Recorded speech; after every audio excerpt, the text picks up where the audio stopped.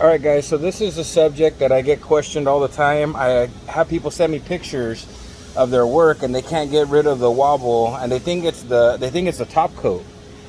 And I've kind of fought with this back and forth because I didn't know if it was the pressure in the gun that they were spraying or if it was how they were spraying, their technique. But what I think a lot of it has to do with, the sanding and the preparation that they're doing, getting ready for top coat. So I'm gonna flip this around. I want to show you guys something here. So see if you guys can see this. This is a door that's been primed.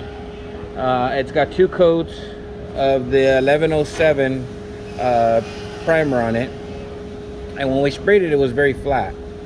Okay, so what I'm gonna do is I'm gonna do a quick sanding session using a surf prep sander, using this sander right here. Okay, now most guys I'm gonna see them probably sanding with a 10 mil sanding disc just like this. Okay, so the problem is I'm gonna sand half the door with this machine. I'm gonna sand half the door with this machine, and you'll see what I'm talking about.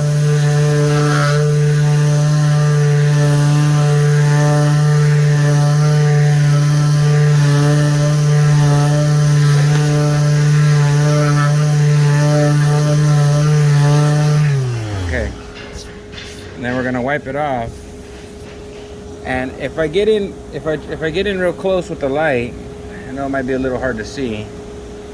Let's see if I can turn my light on here.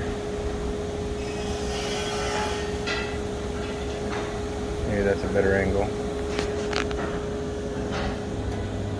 It might not be that easy to see, but I can still see a little bit of wobble in the coating here. I still see it up here in the top end.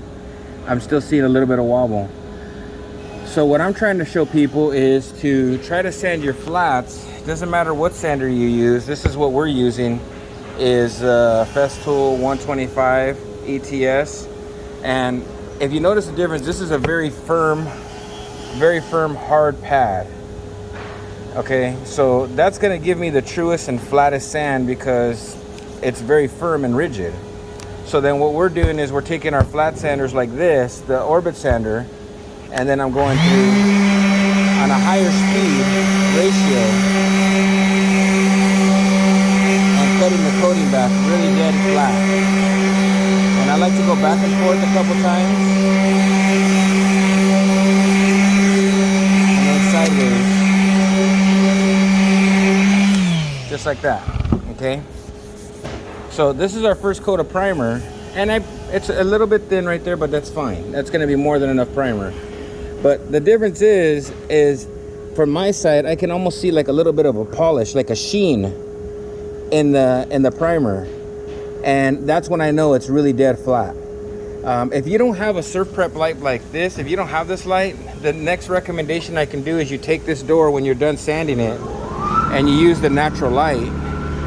And the natural light will show you where you're at. You kind of got to cheat it a little bit and you got to move it around, but that's the only way you're going to be able to see the wobble and get it out of there. So the best recommendation I can make is for your flat surfaces, using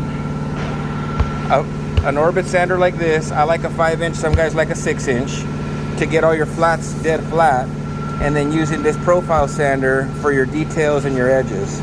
You can go back after and you can refine it and polish it with this. Here we're using, I believe, 400 or 320 and 400, and then here we're using very fine and super fine at the end. Between coats we're using the super fine, but just by hand. But you can see how dead flat this is here, and then if I'm looking at the frame here, you can see still the orange peel. I'm trying to get it at the right angle so you guys can pick it up. Get it in the light just a little bit more. And I think that's a big part of it, is the sanding. And what happens is the orange peel in the door. Grab me one more door, Eddie. Grab me another door. Grab me another door. The orange peel in the door, what actually happens is it transfers through the coating. So here you can see all the scratches from our sandpaper that we sanded. But we're not really worried about it because once we sand it, it's going to sand dead flat. Here you can see a little bit of the orange peel here get this in here right. Get it ready. You can see some of the orange peel in there, and you can see some of the orange peel here. That's orange peel. You can see it there. So that's what has to be sanded dead flat. It can be sanded smooth, and you're still going to see it. It's going to transfer through. Until that surface is dead flat, that's when you're going to have really nice finishes. So hopefully this little tip helps. This is acrylic red glazing putty that we use here. You notice it sucks in, but when we sand it, because there's so much primer on it, it'll get dead flat on that edge. There you go. And then it'll be perfectly dead flat and smooth, and there will be no ridge. And that's how you get rid of all that stuff. That's how you get it dead flat. Hold on a second, I'm going to show you one other thing. So there's other coatings that you can use that actually help telegraph your orange peel.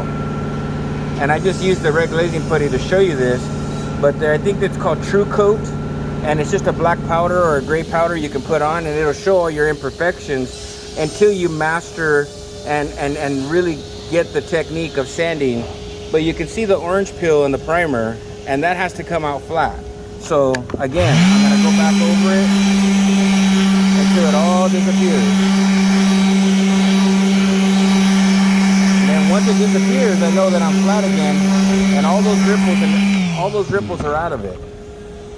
And that's going to make for a beautiful finish. So hopefully this helps you guys in getting your finish prepared. If you get a little burn through like this, you don't worry about that. You go back and you spot prime it. Don't be so nervous about burning through. We can always go back and spot prime when we're ready for final coat. So hopefully this helps you guys out. You guys have a good one.